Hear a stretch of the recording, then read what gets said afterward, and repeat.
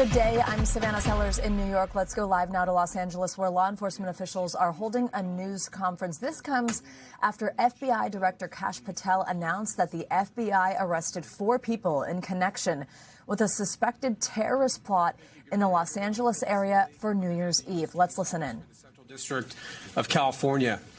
Over the weekend, my office, along with the FBI, arrested members of a far-left, anti-government domestic terror cell who self-identify as the Turtle Island Liberation Front.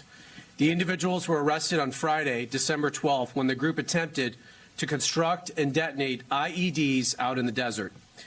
In addition to the arrests, we executed several search warrants throughout the nation. I want to thank our partners at the U.S. Attorney's Office for the Western District of Louisiana, U.S. Attorney Zach Keller, and the U.S. Attorney for the District of Massachusetts, Lee Foley, for providing valuable assistance over the weekend with a very complex and coordinated search warrants that were done. The charges we are announcing today stem from the defendants and their co-conspirators' detailed, coordinated plot to bomb multiple U.S. companies on New Year's Eve. Thankfully, that plot has now been foiled, thanks to the hard work of the FBI and the Department of Justice. This investigation was initiated in part due to the September 2025 executive order signed by President Trump to root out left-wing domestic terror organizations in our country, such as Antifa and other radical groups like the Turtle Island Liberation Front. As the president made clear, recent attacks across the country have highlighted the grave threats posed by these far-left domestic terror groups. These threats are sophisticated, organized campaigns of targeted intimidation, radicalization, threats, and violence designed to silence opposing speech, limit political activity, and direct policy outcomes and prevent the proper functioning of a democratic society.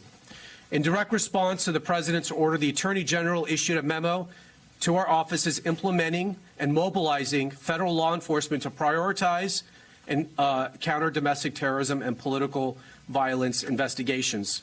As a result of those directives, we built this case. Both my office and the FBI have invested substantial resources into investigating and charging these organizations. And if anyone does not believe that members of these groups are organized, sophisticated, and extremely violent, let me tell you about the plot in this case. The 4 defendants are Audrey Carroll, 30 years old. The pictures, I think we have them somewhere. We'll put them up here. Audrey Carroll, 30 years old. Zachary Aaron Page, 32. Dante Gaffield, 24. And Tina Lay, 41. Each from the Los Angeles area. Each is charged with conspiracy and possession of an unregistered destructive device in violation of Title 26, United States Code Section 5861D. We intend to file additional charges in the coming weeks as we finish reviewing the evidence. The defendants are all radical anti-government members of the Turtle Island Liberation Front, which, according to their own social media, is an anti-capitalist, anti-government movement that calls for their associates to rise up and fight back against capitalism. One of the leaders of the organization, defendant Audrey Carroll, helped organize an even more radical faction of the group called the Order of the Black Lotus.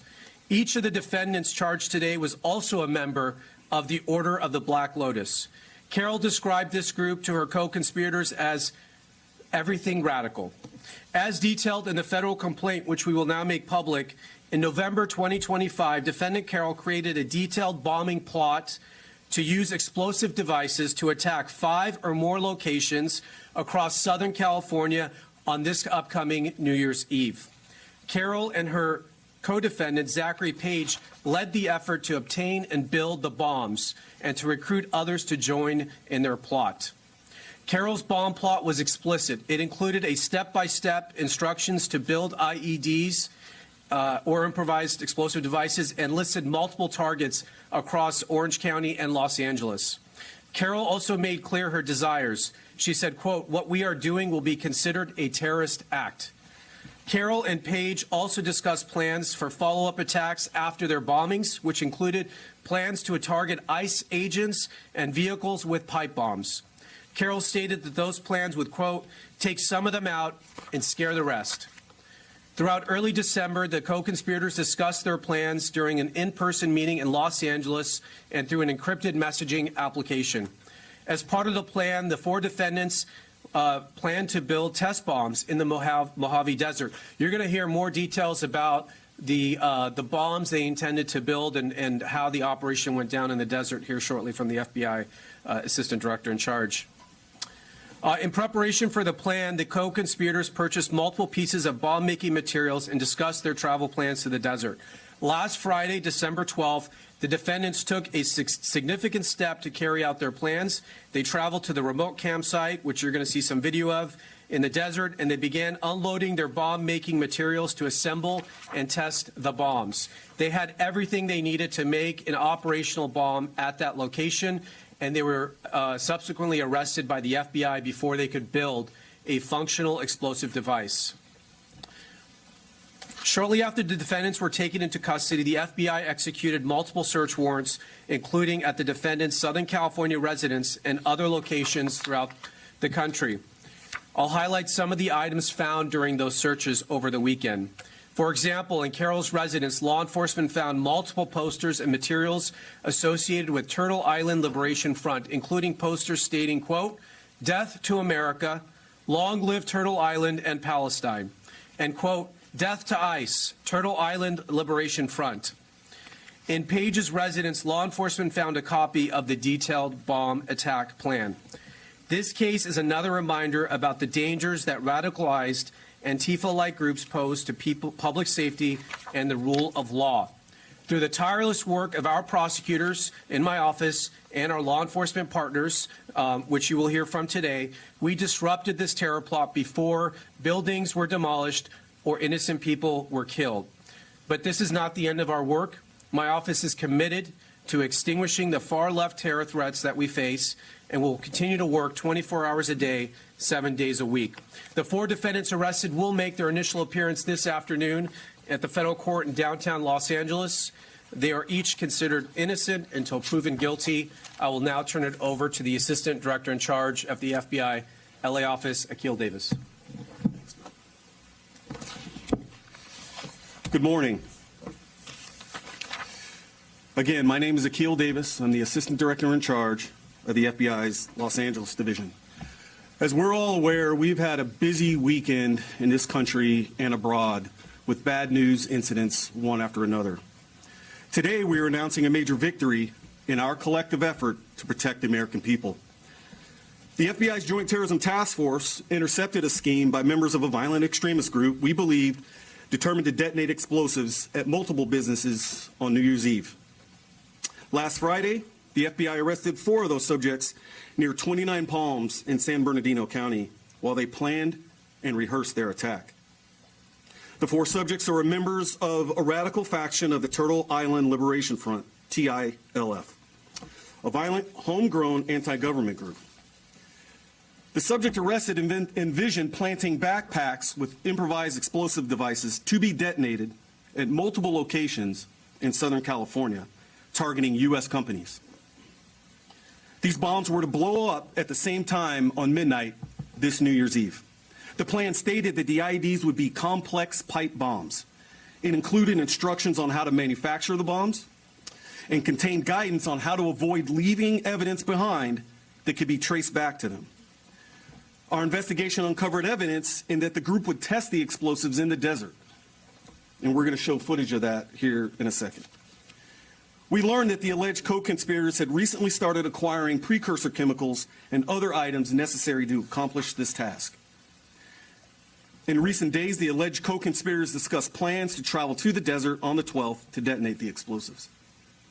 Knowing this, the FBI's JTTF and the FBI Los Angeles field office staged multiple SWAT teams, special agent bomb technicians, our evidence response team, along with the FBI's elite hostage rescue team in the desert to disrupt this plan before any harm could occur. Because of this, we were able to disrupt their plan. All 4 group members were taken into custody without incident. The TILF Instagram account publicly posts content that advocates for violence, against United States officials, a recent post called for a revolution and asked for supporters to organize and be ready. The FBI, as you have seen here, can also organize and be ready. We could not have accomplished these arrests without the exceptional assistance from our partners on the Joint Terrorism Task Force. I specifically want to thank the following agencies, as you see up here today: the Los Angeles County Sheriff's Department, the Los Angeles Police Department, the Palm Springs Police Department, along with the San Bernardino County Sheriff's Department. I also want to recognize the following FBI field offices as this investigation crossed the entire country: the New Orleans Division, the Buffalo Division, Indianapolis Division, and the Boston Division, who, as you all know, have had their hands full this weekend. In fact, an additional was arrested by our partners at FBI New Orleans in support of this investigation. I will now turn it over to the Los Angeles Police Chief, Jim McDonald. Well, thank you, and good morning, and we appreciate you being here today. Los Angeles Police Department is proud to stand alongside our federal, state, and local partners today to announce the arrest stemming from a coordinated domestic terror plot. The case underscores the persistent threat posed by extremist groups and individuals, as well as the critical need for law enforcement agencies to remain vigilant in protecting our communities. The successful disruption of this plot is a powerful testament to the strength of our unified response, driven by the collaboration and tireless efforts of the FBI's Joint Terrorism Task Force, along with our allied agencies.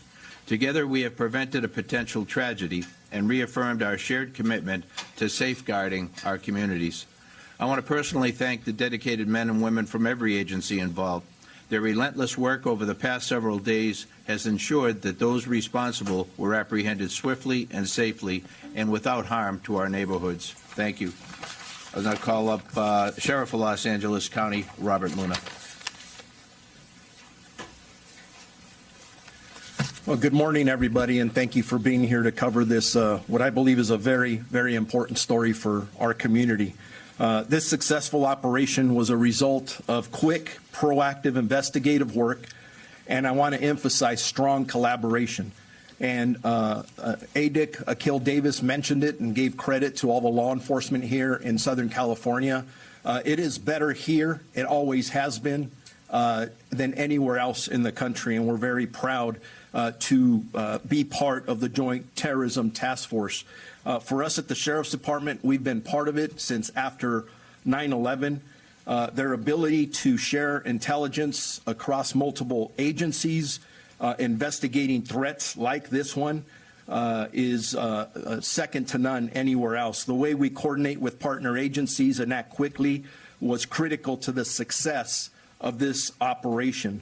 And like I said before, there's no other area like here in LA County with our partnership that has been here for years with the FBI and LAPD and the other law enforcement agencies around us. Since this threat was uncovered last week, our Sheriff's Task Force officers and intelligence analysts working closely with our law enforcement partners have been working around the clock to verify information, identify targets, and piece together this plot that you've heard described. Their strong investigative efforts, sharp situational awareness, and rapid response ensured that this threat was stopped before it ever had a chance to be carried out. I'm incredibly proud of the professionalism and dedication shown by the men and women who worked tirelessly to bring this threat to an end before it could cause harm to anybody in our community. To our community, I know hearing about these incidents like this can be unsettling, especially in the light of the recent Brown University mass shooting and the Sydney, Australia terrorist attack. But today serves as a powerful reminder that strong collaboration between federal, state, and local law enforcement can prevent violence before it occurs. As we enter the holiday season, a time when families and friends come together across traditions, cultures, and beliefs, this incident is a stark reminder of the importance of vigilance and to be prepared at all times. Vigils whose goal is to divide us, to instill fear, and to target the very diversity that makes our country strong. I want to be very clear.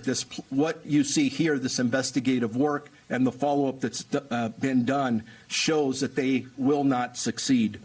Our community's diversity is our strength, and protecting every member of our community is our primary duty.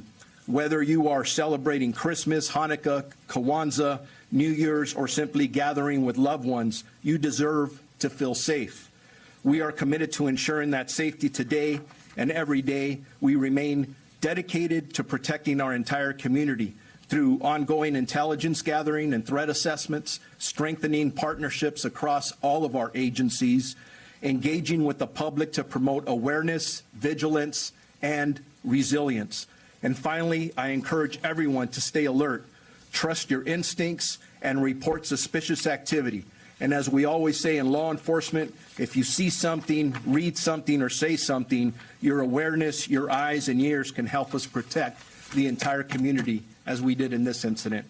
I will now introduce the police chief of the Palm Springs Police Department, Andy Mills. We have been listening to the FBI hold a press conference about a suspected terror plot to bomb multiple companies in the Los Angeles area on New Year's Eve. Officials say 4 people have been arrested and charged with conspiracy, with more charges coming. They say the people were part of a far-left group called the Turtle Island Liberation Front, and that there was a handwritten document outlining the bombing plot. Let's bring in NBC News Chief Justice and National Affairs Correspondent Kelly O'Donnell. Kelly, thanks for being with us. I mean, really just some stunning details here.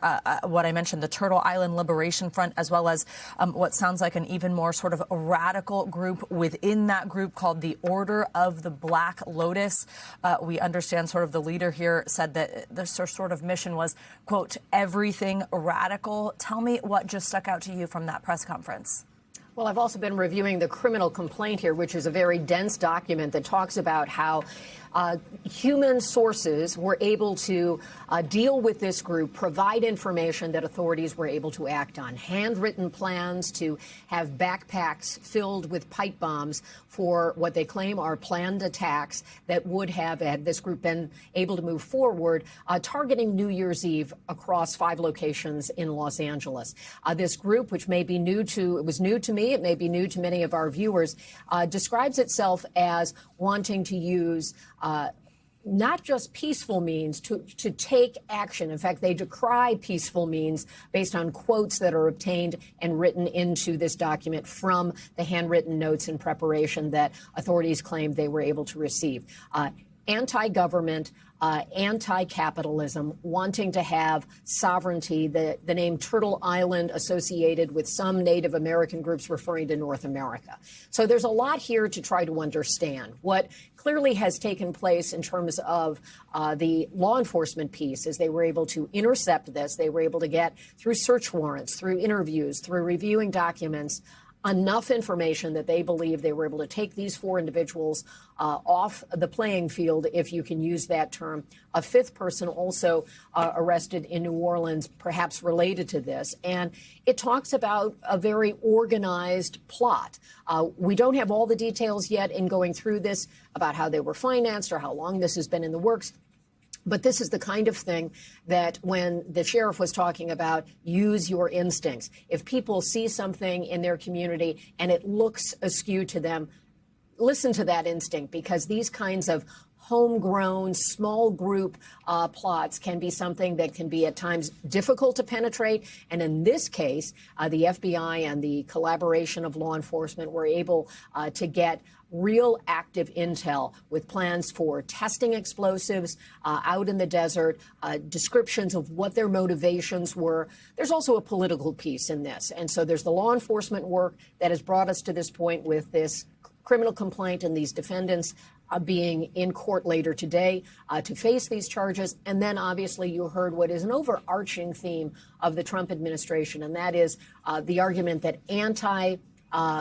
that they are looking for left-leaning groups that are anti-government, anti-capitalism, and willing to stoke violence. We've seen a lot of political violence in our country. this year in particular. And certainly this plays into part of what the administration says it wants to root out. This certainly falls right into that category of the kinds of groups they are pursuing. And in this case, they have a lot of supporting evidence, as evidence is described in this criminal complaint, that shows intent. It shows the tools, the bomb-making materials, a lot of details that help to bring this case together and potentially to have thwarted a plot that might have played out around the holidays. Savannah? Really just some chilling details there, Kelly. Also, Kelly, you mentioned the fact that they were testing these bombs in the desert. For viewers who are watching their screens, they were actually just showing a moment ago surveillance footage. They had actually been able to film them. Here it is right here on your screen, testing these bombs out in the Mojave Desert. I understand we were just made aware at this press conference it was after this video was taken that those arrests were made. And the authorities that just provided this briefing do believe that they have everyone who was involved in custody. Kelly, thank you very much for your reporting there and for getting through those documents quite quickly for us. Let me bring in former ATF Special Agent in Charge, Jim Kavanaugh. Jim, we've just got about a minute until the top of the hour here that we can chat about this. But your big takeaways here from what seems like quite a sprawling investigation ultimately.